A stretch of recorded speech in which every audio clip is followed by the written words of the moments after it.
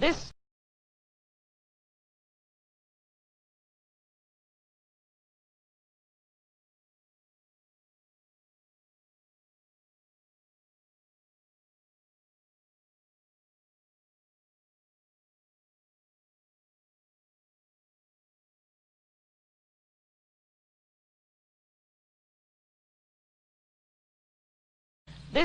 this lead me to say, you know, all of the burning and bombing that was done to us and the houses, nobody never said too much about that, and nothing was done. But let something be burned, by a black man, and then, my God, you see, the flag is drenched with our blood, because you see, so many of our ancestors was killed because we have never accepted slavery. We had to live on it, but we've never wanted it. So we know that this flag is drenched with our blood. So what the young people are saying now, give us a chance to be young men, respected as a man, as we know this country was built on the black backs of black people across this country. And if we don't have it, you ain't gonna have it either, because we gonna tear it up. That's what they saying. And people ought to understand that. I don't see why they don't understand it. They know what they've done to us. All across this country, they know what they've done to us. This country is desperately sick, and man is on the critical list. I really don't know where we go from here. Happy Thursday, everyone. Thank you for joining us for Sign of the Times. I want to thank you for allowing us to come into your homes, your place of business, wherever you are today. This is a beautiful day that the Lord has made. I'm telling you, watching that video of the late Fannie Lou Hamer, every time this is I think the second or third day that I played that clip, and every time I watch it, it sends chills down my back, because we are living in a unique time. We often say difficult times, but we're living in unique times because things are happening that have never happened. We're being bombarded.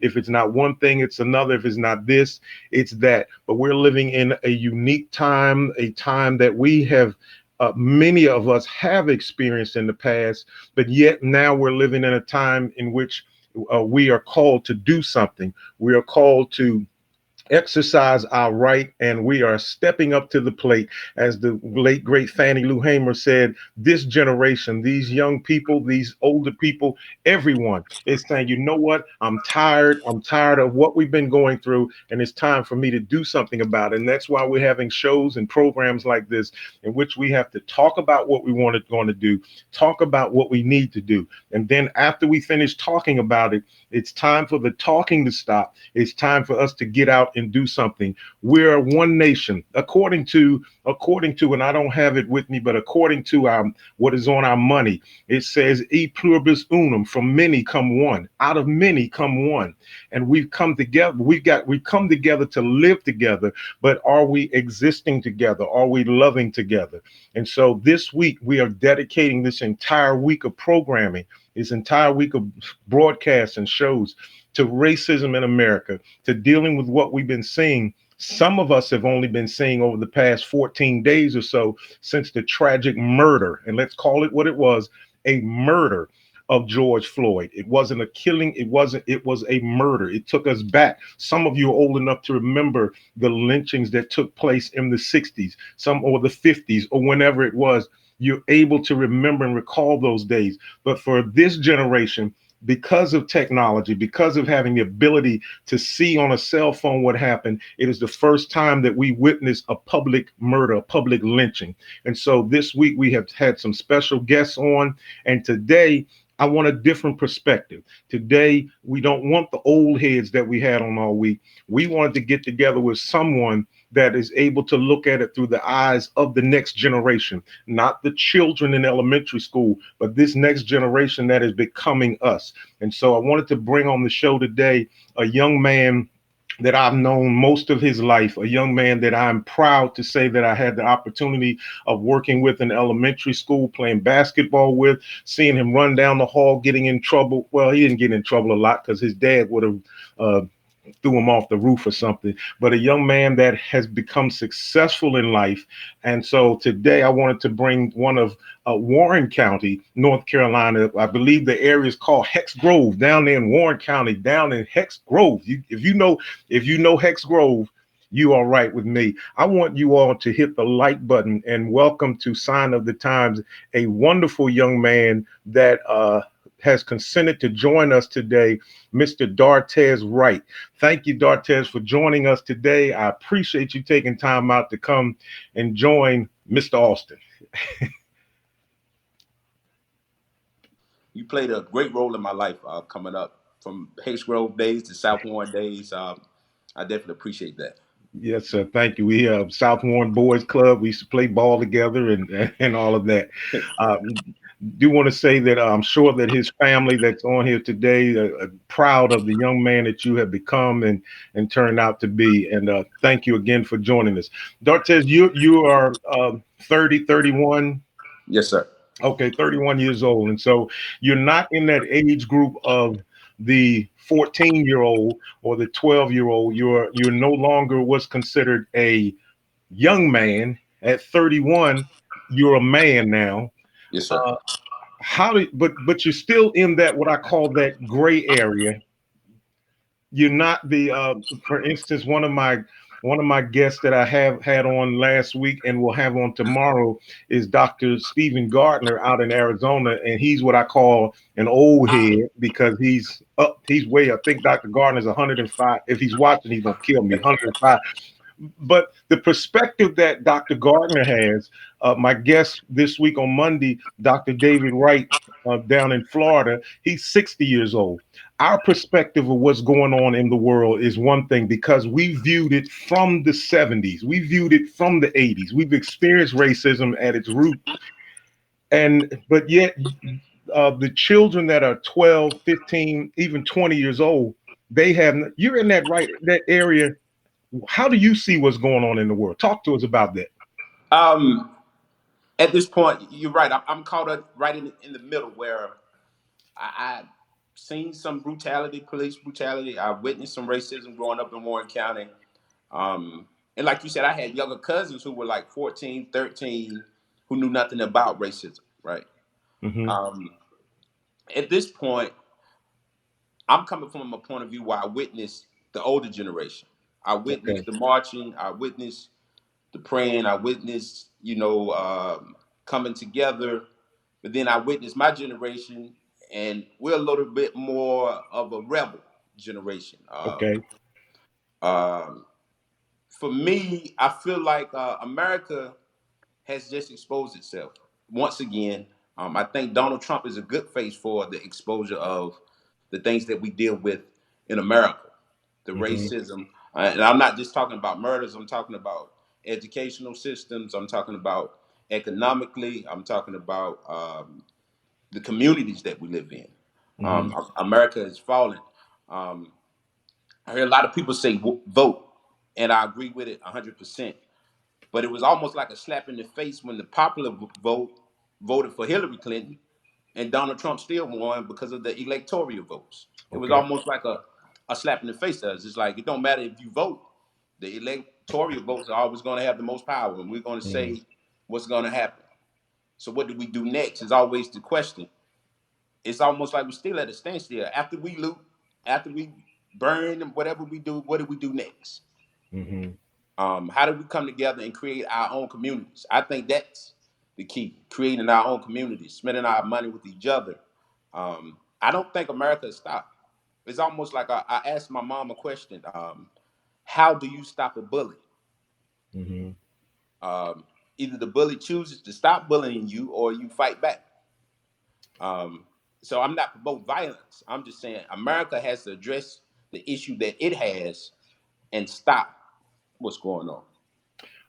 Scenario. Uh, I'm driving a car and I'm following you somewhere. You're in one car, I'm in another car. What happens if both of us get stopped? What happens? What do you think happens to me? What do you think happens to you? The same thing. Um, it depends on who's stopping us. You right? But if anybody stops us, I'm scared at this point, Well, Mr. who do you Austin. think's gonna get the worst treatment? Me? Me, me. Why? That's what I want. That's the point I want to. I'm I'm I'm a young black man. I pose a threat. I feel like to America. Um, an older man, they make it take it a little bit lighter on you. Might not be as much of a threat. But me, Come on, man. I'm not. That's an insult. See, No, you sir. call me. You call me old and broke down, right? I still got a little youth with me, so I think I pose a threat to America. A young black man in America, I think, always poses a threat, whether it's 2020 or 1919. The young African American man has always posed a threat. Two-word question to you. 2 words.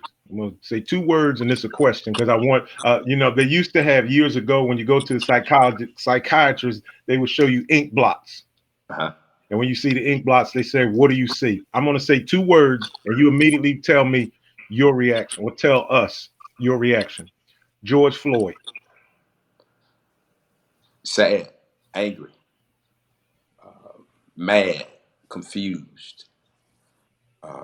I just don't understand. Mr. Also, I'm a concealed carrier in North Carolina. Okay. Hmm. And according to the law in North Carolina, the only way that you're justified to use deadly force is if a man is posing an intimate threat, Hmm. bodily harm, Hmm. or sexual assault. Hmm. Mr. Floyd wasn't posing any of those three. Now, it could be a different law where he's from, but for me, he wasn't a threat to these people, and they killed him. And it could be me. It could be. Yeah. I posted a post on social media the other day. Hashtag Am I next? You said one of the words you used was angry. What are you angry about? The fact that it could have been me. True story, Mr. Austin. I live in Wakefield, Wakefield Plantations. Okay. And one night, an officer followed me about a mile and a half. I pull into my development. I'm getting out the car. The lights immediately come on. He yells, "Get back in the car." I'm like, "Wait, I live here." He yells, "Get back in the car." I see my gun on my seat. My heart begins to race. I said, if he shoots me, he can easily say, "Well, I thought he was going to shoot me." Hmm. I fear for my life. And then he said, "Do you live here?" I said, "Yes, sir." I showed him my information, and he was like, "Oh, it was a robbery over here. Have a good night." My life felt like, it could have been over. I didn't sleep that night. I just thought, what if he had shot me? I'm going home. You followed me for a mile and a half, so why would it be a rob? Why would I be the robber? I'm coming home. You see me, right? And these are the things that I fear every day. I don't fear terrorists. I hate to say it, like ISIS and none of those. I fear the people here in America in that badge. What you can do to me and get away with. One of the things that you and I, although we are a much different age group, what I want to talk to you about, we're on the same level. One of the things that hurt me so bad about the George Floyd incident was the last thing he said, he called his mama. But before that, I'm sure every mom, you know, is like, wow. But one of the things that really touched my heart, and I'm sure when I explain this will touch your heart, he said, tell my children that I tell my children I love them. He's got a daughter. Right. You got a beautiful little girl. How do you feel about, what could have happened to you that night with the fact that you got a little girl that you're raising, beautiful little daughter? Mr. Austin, I watched a video yesterday of his daughter with the news people. Hmm. And honestly, I try not to cry a lot, but I couldn't do nothing but cry. Yeah, yeah. Because I couldn't do nothing but empathize and say, this could be my daughter having the same experience. Hmm. It's my goal to create a wonderful life for my daughter and to be the best father that I can be and to be here with her for a long time. Mm-hmm. I would hate that I'm taken out because I'm black, or you fear me because I'm a black young man. Mm-hmm. Uh, I think when I heard Mr. Floyd call out for his mother, I cut the video off immediately. I couldn't watch it anymore. Uh, it's probably one of the saddest things I ever seen. It A is. grown man crying out for his mother, a grown man saying, "Tell my daughter I love her." At that point, you know that he's gonna die. You know, yeah. Yeah. I have a question for you. One of the viewers, Felicia Carter says to you, why do you feel our black men are always targeted? Why do you think it's, and again, and I love this conversation. And again, I thank you for coming on because that's a question that when I have the old heads on here, the civil right, the guys that marched and remember Dr. Gardner mentioned when he was on here that he remembers seeing the water fountains where it was colored only and white only. You never seen that. I mean, but from your perspective, at your age, we need to hear from you because Okay. this is you're the ones that we're leaving the world to. So why do you feel like black men are being targeted? To be honest, I think it's the same thing that stems from back then that they're afraid of a young black man. The system that's created won't allow a young black man to be as great as he can be to reach his full potential. And Hmm. that's no excuse. I'm just talking about how I feel the system is made Hmm. in order for a certain race to succeed, to stay above everybody else. Hmm. Um, Another thing I think that paints an image is the media. I'll Okay. be honest, I've been guilty of it. I've seen a group of black guys with maybe dreadlocks and pants may have been sagging down a little bit, and immediately said, "Let me grab my gun." Hmm. You see, um, the media has painted certain images of us um, that puts the fear in the heart of people. It's almost like the first movie that was ever created in America was called "The Birth of a Nation," Hmm. and it depicted black men as going to rape white women, and the heroes was the KKK. Hmm. It's always been imagery. It's always been what the media puts out. We're gonna make these men evil. Young black men are evil. Hmm. Um, they're no good. And sometimes we play to the scenario. Um, Exactly. I'm not gonna walk around with my pants sagging down because I don't want to give them a reason to, because they Hmm. already looking for that reason. Um, so sometimes we do have to take some accountability. We know that they already paint these images of us. We have to switch that image. Let's do something different. Let's let's put on the suits again. Not saying that it didn't make them stop because they beat up Dr. King them with suits Right. on as well. Right. I'm just saying the media paints a lot of images that creates us, or a scenario for us to be targeted as black men or feared. Question. You brought up a good point. I do have another question. I got one main question I want to ask you, but you bringing up so many good points. My mind is just going these questions. You said that about the suit. You said that about the image, about the pants sagging or whatever. Your answers are very impressive and articulate, which shows that you are educated and you know what you're talking about. Do you think the how we project ourselves physically with the pants down versus with the suit, does that have to do with our anything to do? Is there a correlation between that and our level of intelligent intellect? Not just how we are perceived, but do you think when I wear a tie or when I not even have to be a tie, but when I wear my pants up, my shirt, some courtrooms you can't go in with your shirt hanging out, although they make shirts that are designed to hang out. What are your thoughts on? Appearance is everything. I hate to say it, Hmm. but appearance is everything. The first time somebody looks at you, they judge you off your appearance. Before you even open your mouth, before you even say hello, they look at your appearance and they judge you. Hmm. And I'm not saying that they justified. I'm not saying it's right. I'm not saying it's wrong. I'm saying it's human nature for Right. me to judge you off your appearance. Hmm. If you look clean, I'll probably deal with you more than you looking dirty.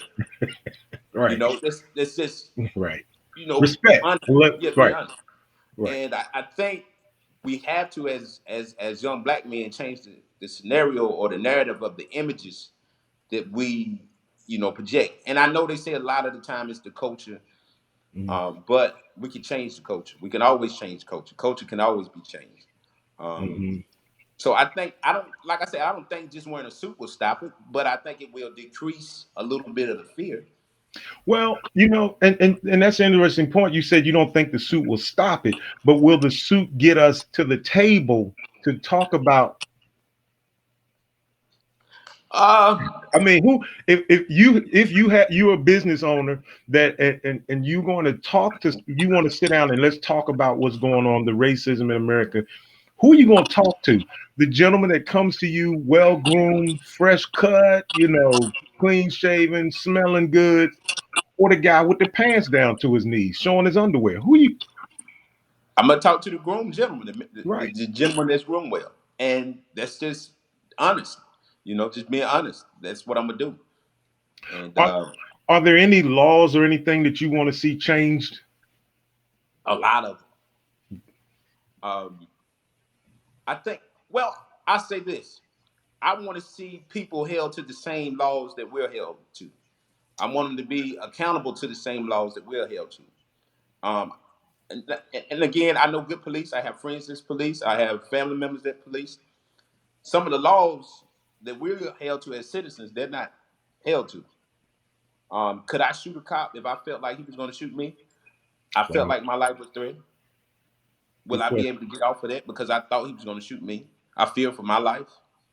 Does that apply to me, or does it just apply to him? Um, it's a lot of laws, and I think we have to vote for our congressmen and our senators. Um, I think Donald Trump, he takes the blame, but the president has to have the Senate and the congressmen to back him. So Mhm. that's why I think our voting is more important. Where we vote for these senators and these congressmen who create the laws. They are the ones that create the laws and pass them. So we need to put people in those positions that can create laws to benefit us. Another because someone mentioned that yesterday, voting on the local level is just as not more important than voting on the national level. Um, Judges, Right. how many of us take for granted that we're voting for a judge? So that's important. Have you ever considered politics or representing? I've thought about it, but I know it's a huge responsibility. Mhm, It's a because you have to be accountable to the people. I feel like whenever you're in leadership, you're accountable to the people, not just yourself or and your own values. You have to place everybody's values and find a equal means to mhm, benefit everybody. I've thought mhm, about it though, honestly, Mr. Austin. I talked to a few people maybe a couple months ago before this happened about running for office back home in mhm. Warrenton. You said something a moment ago, and I can't get it out of my mind. And again, I might bring this up tomorrow. This is a perfect setup with the old heads. I'm telling you, I can't wait to talk to Dr. Gardner. Like I said, he's 110 years old. He's out in Phoenix, so he's about 3 hours. It's about 9:30 out there, so he's probably. You I'm sure Yeah, he's yeah, watching. He's gonna kill me because I've been killing him this entire show. yeah. Scenario because you mentioned this, and I think it's a powerful, powerful scenario. I'm getting out of my car. Police officer is standing there. He walks up to me. He's looking at me funny. He's looking at me sideways, as we say. He reaches for his weapon to pull it out. Mhm. I pull mine out and shoot him first. I shot him because I thought he was going to shoot me. Is the Right, justice system the setup the same? Because when he shoots me, he'll say I shot him because I thought he was going to shoot me. right. That's my issue. I don't have a problem with a policeman doing his job or her job. It's the double standard. If I felt like he was going to shoot me and I shot him before he shot me, am I justified Hmm. according to the law? Are Right, you gonna are you gonna give me that same pass that you give him because he's gonna get a pass? right. Are you gonna give me that same pass or that same mercy that he acted out of self defense or fear? But one of your statements, and I too have a concealed carry permit, is that you can shoot someone if you think that your life is in imminent danger. Yes, It's the sir. same thing. So we have to, do that. Question for you. I'm going to get to my question that I wanted been wanting to ask you. With yourself here today at 31, there are myself, uh, Dr. Gardner just posted, so I know he's on here. The older generation at 31 years old, heading into the prime, already in the prime of your life now, raising a beautiful daughter, being successful, having proud family, and so forth. If I can ask you one question to speak to all of us that are watching, what do you need from us to be successful over the next 20 years? What do you need, not from, what do you need from the older generation of African Americans? Not from society, because we know what you need from society. What do you need for us to do for you? For me, I need support as well as guidance. I have probably my best friend is my father, Okay. and I think you have to be receptive to direction. A lot of times, I confront or I confer to my dad for direction. Um,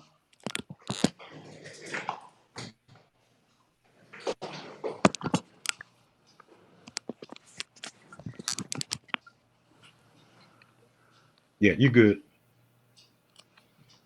Hello, You're I good. think I lost you, Yeah, you're Mr. good. Austin. You're good. Okay, yeah, You're good. Yeah. I go to my father for guidance, for direction. I think what happened with my generation, we are so we have so much access to knowledge, but we don't know how to apply it. Hmm. It's a lot of knowledge for us to get, but we don't know how to apply it. Right. Right. So a lot of things I may know a little bit more what's going on than my father, but the direction that he gives me always helps me. The Hmm. support that he gives me always helps me. Even if he think I'm doing it wrong, he'll give me his input, but he'll still support me, even if it's from a distance. I think we need the older generation to support us, but also give us direction. And then we come together and figure out different ways. Maybe your way didn't work. Maybe this way won't work. What can we do together from a young generation to an older generation to the next generation that's coming up? What do we do together to figure out a way to change our communities? Hmm. What are you doing? What are you doing to help during this situation? Well, I have a clothing apparel and a podcast we call Moment of Clarity Podcast, and we give back to the community. We take time. We give out food. We have a scholarship coming up. Um, but I know there's more that I could do. Hmm. Officers, I think me running for an office back home, if it's not, this year, next year, it's definitely by the time I'm 35. I think it's my responsibility to help Warren County grow, Vance County grow, um, to create laws that works for us. I think the school systems um, Hmm. are very, very bad. I was so sad when they closed down Warren County. I mean South Warren in Yeah. Warren County. It crushed my heart when I found that out. Um, my mom owns a child care center, and we applied for a STEM grant. There's Okay. not anything as far as STEM education in Warren County. We need these things. Charter schools with smaller classes. I don't want to make this about being black, but Warren County and Vance County is majority black. So we need to see more black teachers. We need to see more black policemen, more black judges, people that's tied to the community that we're from. I get it. We have a white officer who don't know me. But if I had somebody from my community, it's different. I've seen guys in the barbershop, guys that cut hair, control the neighborhoods more than the police because Wow. they were tied to the Right. community. Right. It's a level of respect. It's a level of you knowing that we always say that children and pets they know genuine compassion. Right. Uh, uh, Prince Woodbury out of Virginia posed a long question, but I want to pull from the meat of his question for you. What are your thoughts? Because we've been talking about racism through your eyes. We've been talking about police brutality. You've given us an example of racial profiling that happened to you.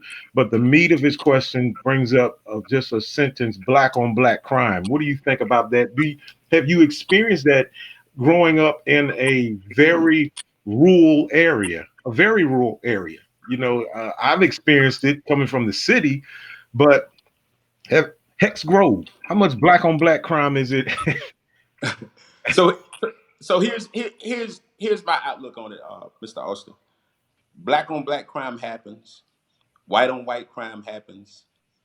Hispanic on Hispanic crimes happens. Asian on Asian crime happens. You commit crimes in your community with the people you are faced around. Mhm. This is not the or to diminish the question or to say this is an excuse for black people killing black people. I'm just saying that people that commit crimes tend to commit crimes in their communities. So if Mhm. my community is all black, who else am I going to commit a crime against?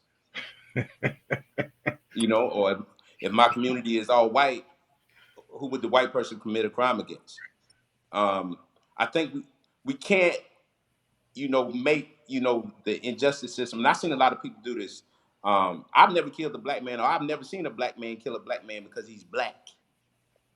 Okay. I've seen them have a problem and they didn't know the best way to solve it, so they resorted to violence. But I've never seen another black man kill another black man because he's black. The system Wow. Hmm. is killing us because we're black, not because we've done nothing to him.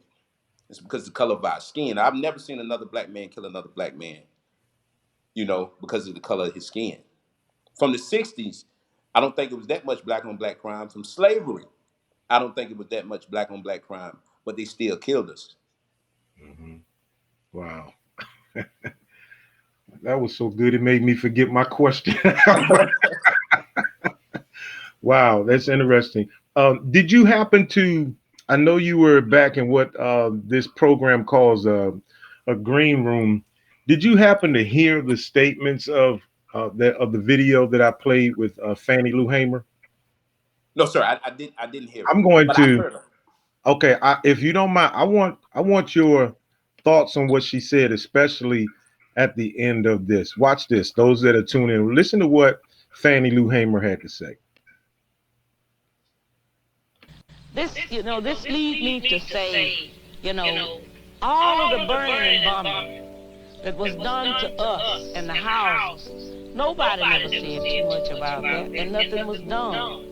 But let something be burned, by a black man, and then my God, you see, the flag is drenched with our blood, because you see, so many of our ancestors was killed because we have never accepted slavery. We had to live on it, but we've never wanted it. So we know that this flag is drenched with our blood.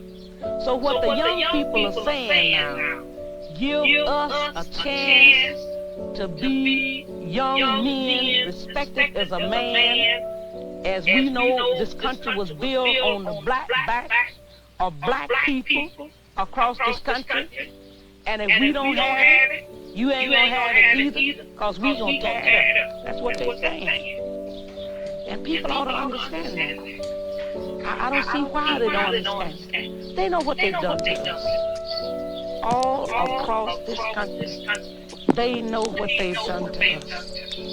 This country is desperately sick, and man is on the critical list.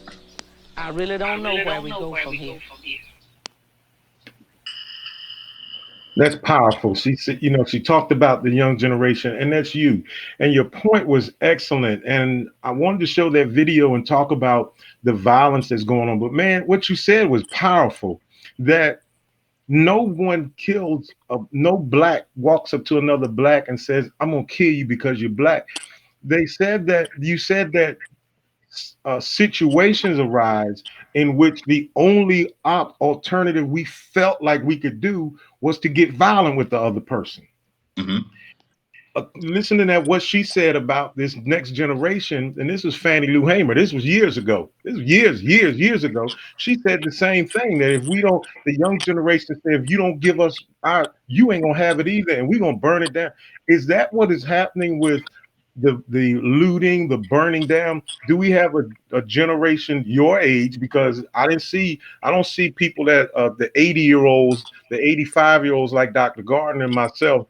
We're not out there burning that I see. I mean, I'm sure we're doing something, but for the most part, it's this next generation. Is it because we just said the only way we know how to handle it is to do it violently?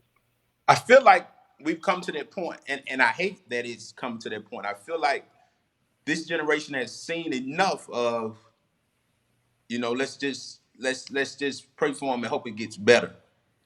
And this is not to justify violence or anything. I just think it's almost like when Nat Turner made the conscious decision to say, "I'm gonna fight back." Um, we don't want violence, and I don't want to be violent. I think people come to a boiling point. You know, you abuse somebody, you abuse somebody, you abuse somebody, and then one day they snap. They Hmm. got a show called Snap, where people are abused so much, and then one day they snap because everything that we've done before seems like it doesn't work. We tried marching, we tried praying, we tried, integrating, working together. All these things we've tried, but it seems like none of them have worked. And I'm not saying that things haven't got better, because they have, according to some of the research I've done, and just some of the luxuries I have now because of the people who fought before us. But it seems like the same system still works for them, and it's against us. And again, I'm not justifying what they're doing. Hmm. I don't think that looting will solve the problem, um, but I do understand. This broadcast, this broadcast is not just being seen in Hex Grove by your family. I have friends that are on here from as far as Africa. What would you say as a 30-year-old black male to the world if you had the stage right now to say to the world? This is bigger than black and white. It's a humane problem. This is about humanity and how you treat other humans. Um, that's the issue. If you don't like me, I'm fine with it. I work with people, I deal with people that I don't particularly care for, but I'm not going to hurt them. I'm not going to do anything violent. This is about humanity. Let's love each other. Let's somehow figure out how to coexist and not try to hold anybody down. Hmm. Um, that's the issue for me. If you don't like me, I'm fine with that, Mr. Austin. I know people that don't like me. I don't like Right. some people, but I'm not going Uh, to hurt them. I'm right. not going to do that. I'm a coexist and mind my business. Um, if you're racist, I'm okay with that too. But don't Hmm. hurt me. Don't be violent towards me. Don't try to hold me down or keep me back from stuff. That's when the problem starts for me. I'm okay with you not liking me. That's fine. Everybody won't like me, but Hmm. don't hurt me. Don't kill me. Don't take me away from my family and my friends and in my life early. Hmm. I, we've been on here a while, and I'm not going to hold you all day, but I do want to paint this scenario that maybe a little not touchy, but I do want to ask you to do this for me. If I could hit a time machine, whenever you see these TV shows or whatever, you have the time machines that go backward. They go back. I want to hit a time machine and go forward. I want to go forward 20 years from now, the year 2040. In 2040, well, let's go 30 years, 2050. 2050, 30 years from now, you'll be 51 years old. What would a 51, if I can hit this button, do do do do do do do do. I just hit a button. The year is 2050.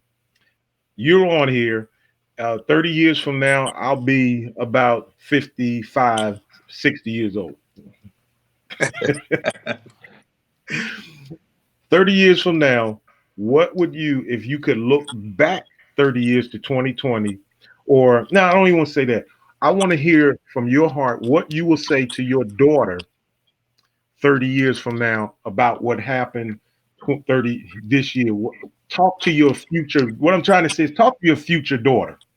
I, Mr. Austin, I think to be honest, this has been the hardest thing for me. What do I teach my daughter? I don't want to teach her to, hate anybody or dislike anybody, but I want her to be well informed Mhm. about some of the things that stacked up against her. Um, but if I was older, I tell her to always make the best decisions. Always take time to think um, before you act, because one bad decision can destroy your life. It can mess up your life.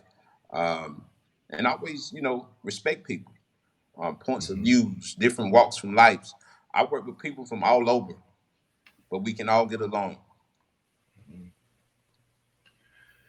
That is excellent. That's an excellent point. Dartez, I must say from the bottom of my heart that there are times over the past 25 years that since I've been working in the education system, I've come across a lot of young people, countless. And I will say that you're right there at the top of the list of young people that have always say you don't get an education for the money, for the, for, I've never heard this. Matter of fact, you're getting an exclusive right here.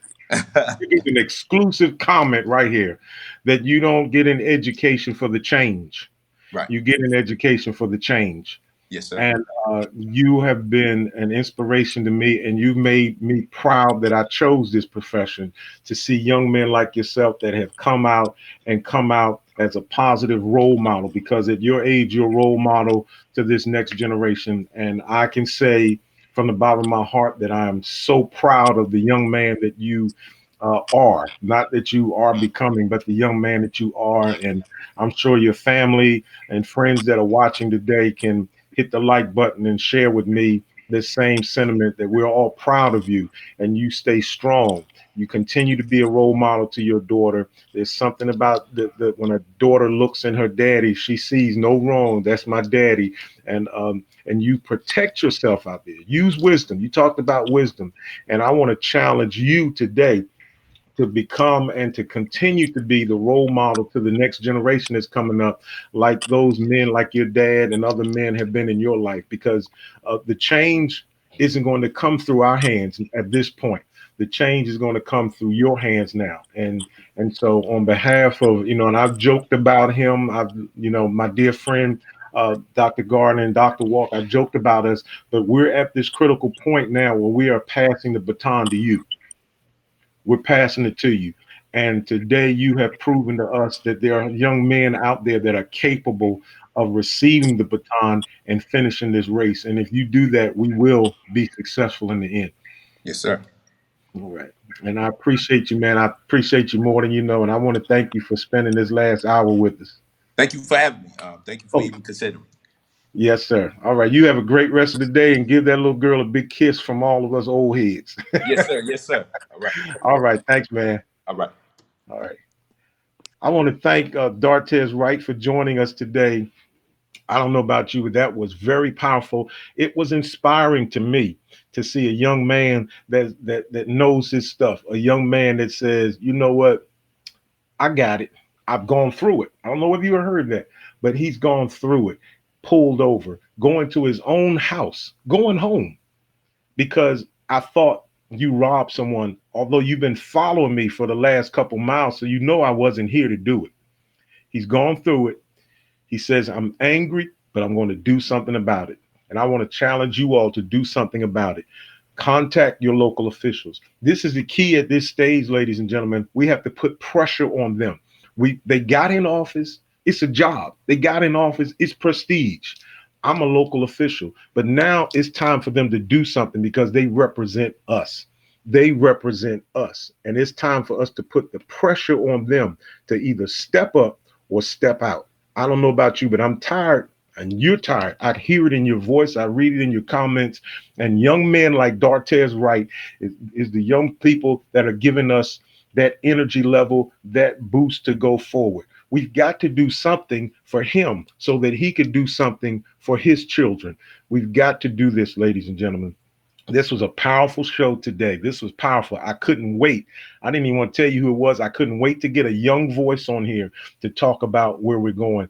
And he has given us hope. When we have young men like Dartez Wright, he's given us hope, and we're going to keep fighting.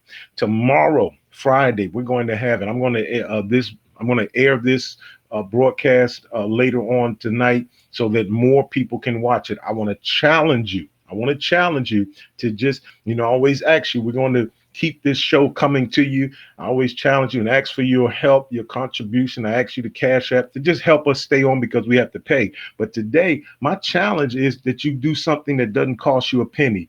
Hit the share button. If you know Dartez Wright and you believe in his story and his future and his hope going forward, I want to challenge you to hit the share button. I want this interview with this young man to go viral. I wanted to hit the 1K mark before this weekend is up. We can get 1,000 people watching this young man, then we can do something.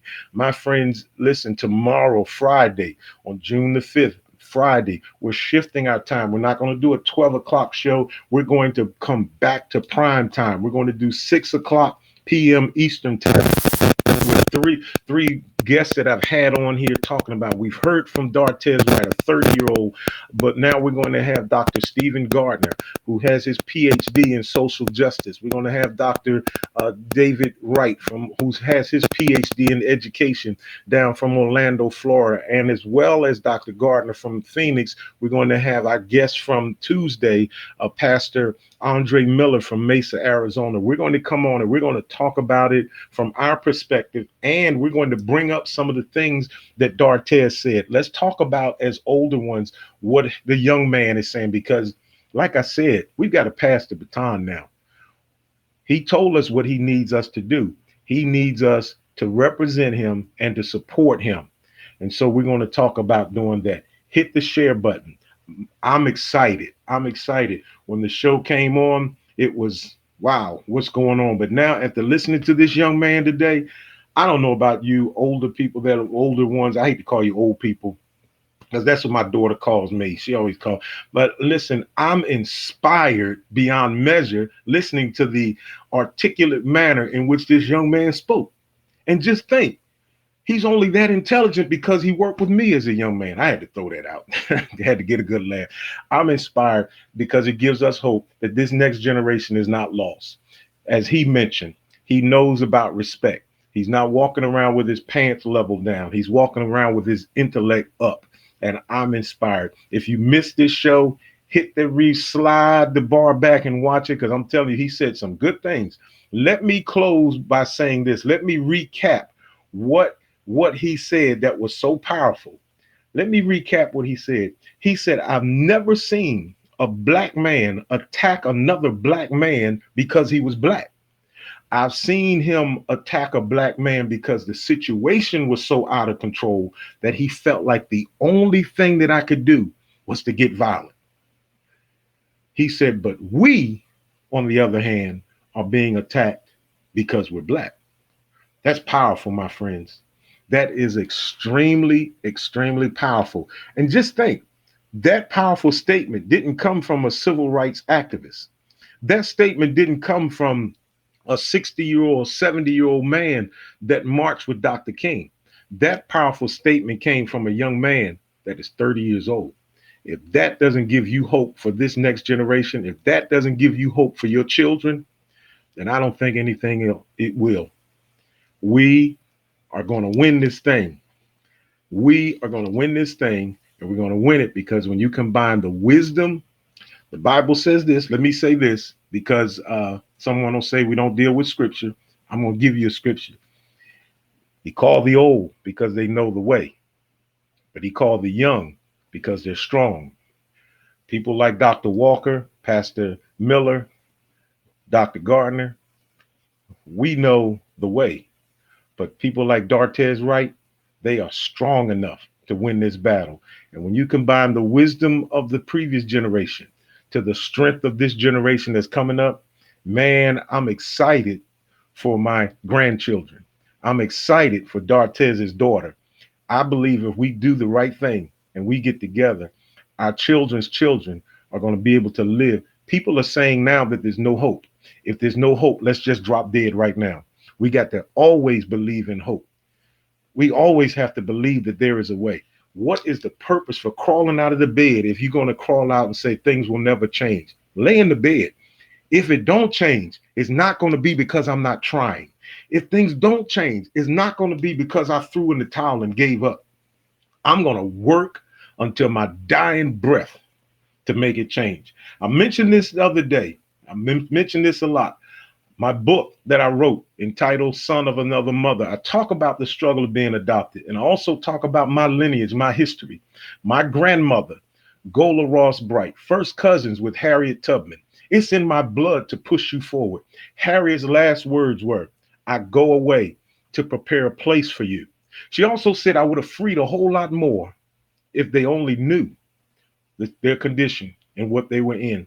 Listen, we've got to keep pushing. When we leave this world, we've got to try, at least try. I don't even want to talk to people that sit around saying, well, things ain't gonna never get better. Get out of my face. If they don't get better, it's not going to be because I didn't try. It's not going to be because I didn't pick up a sign in March. It's not going to be because I didn't tell my brother that I love him. It's not going to be because I didn't post something on social media to let the world know it's got to change. It's not going to be because I didn't try. I owe it, not to myself, but I owe it to the next generation. I owe it to my granddaughter. I owe it to my grandbabies. I owe it to my children. I owe it to my great-great-grandchildren that aren't even born yet. Someone said this, and I don't know who it is. If you know who said it, please, you can type it in. Someone said that when we leave this world, make sure we leave it in a better condition than it was when we got here. That's our assignment. Let's leave this world in a better condition than it was when we got here. I don't know how old you are. I don't know when you were born. I don't know the circumstance when you got here, but I know that when I was born in the 60s, right in the midst of the civil rights movement, I was born 3 years before they shot at 3 years old. They killed Dr. King. They killed him in 68. I was born in 65. Right in the midst of it, I think. I'm so excited. I don't know when. Listen, I was born in the middle of this struggle. And being born in the middle of this struggle, I have an obligation that when I leave this world, if I leave this world the same way it was when I was born, then what did I accomplish other than sucking up air and growing hair? And when the hair leaves and the air leaves, my obligation is to make this world a better place. And if I can pour into people, thank you, Dr. Woodbury. Miles Monroe said it, I believe. Listen, if I can leave this world in a better place, then certainly my living was not in vain. And so today, I want to challenge you not to give up hope. I want to challenge you not to throw in the towel. I know things are bad. I know it's rough. I know you can't go to the grocery store without looking in the rear view mirror to see if a car with lights on it is behind you. I know you can't go in the store without passing someone of another race and wondering in your mind, what are they thinking about me? I know you can't go out in public without wearing a mask. I know you can't. I know that we're wrestling with these. I know you're afraid that you're looking at your speedometer thinking, if I go 5 miles over and I get pulled over, am I going? I know that, but you got to keep hope alive. Jesse Jackson, I do know Jesse Jackson said that, keep hope alive. My friends, when we're dealing with coronavirus, and we're going to talk next week about the financial implications of it next week, but when you're dealing with coronavirus and police brutality and racism, hope is being murdered. But if this is all we've got in life, according to the scriptures, we have all men most miserable. This is all I got to live for? This is all I have to deal with? You mean to tell me that I'm living my life in fear of things not changing? Have you lost your mind? Pull your pants up and say, listen, I've got to have hope, and I've got to be the one that is going to continue to push forward. I owe it. I owe it to this next generation, and I owe it to myself. Listen, James Cleveland said this, and this is one of the rare times that I'm doing so much. I'm talking after my guest because I'm inspired. He inspired me. James Cleveland sung that song that says, I don't believe he brought me this far. Listen, Black America, white America, Latino Americans, Asian Americans, listen, European Americans, listen, I don't believe that God brought us this far. From being hosed down in the streets, from being shoved to the side, from having dogs sicked on us, from being able not to drink at the same water fountain. I don't believe he allowed that when I walked up to a building, I couldn't even make a delivery in the front door, that I had to go around the back. I don't believe that I couldn't even sit at the same counter in a restaurant. I don't believe he brought us this far to leave us. I just don't believe that. But we can walk away from him by being fearful. I'm inspired today, and I know that he's off the air, but I'm inspired. I mean, off the broadcast. He's probably watching, but I'm inspired today by the conversation of Dartez Wright that has given us hope. My friends, we can do this. Do not live your life in fear. Teddy Roosevelt said this: the only thing we have to fear is fear itself. Listen, we are all going to leave this world soon. Why not live it working for the next generation? I want, when I leave this world, people say this all the time. People say, when I die, don't cry. Don't you cry for me. I don't want any tears. Don't cry. Don't you cry. Don't you feel sad. Don't listen. When I go, I want the world to shut down. I want there to be such a wailing cry when I leave this world that they have to close schools up, close business up. I want people to be so upset that I'm gone. Why? Because I made an impact in someone's life to where my passing meant that they were sad. The question is, and I asked Dartez this, and he gave a long list of it, and we're going to post this information. What are you doing? What are you doing? And if this young man has podcasts, if this young man is doing things, if this young man is pushing forward, then certainly we can. I have enjoyed this Thursday conversation beyond measure, because this young man showed us that there is a generation that's following our side. Now, are they going to be angry like we are? Or are we going, or are we going to leave behind for him a direction to go in? Stop feeling sorry for yourselves. Stop feeling sad. Your children are not going to die like this.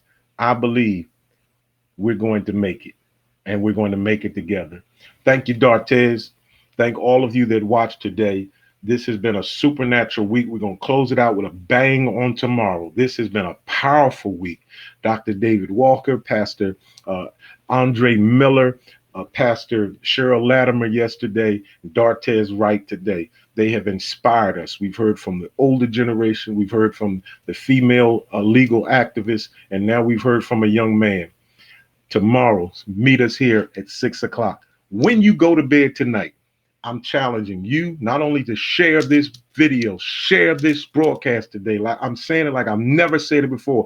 When I go into statistics tonight, I want to be able to see so many shares. It doesn't cost you a thing. It doesn't cost you anything. Just hit the share button. Let's get it out there.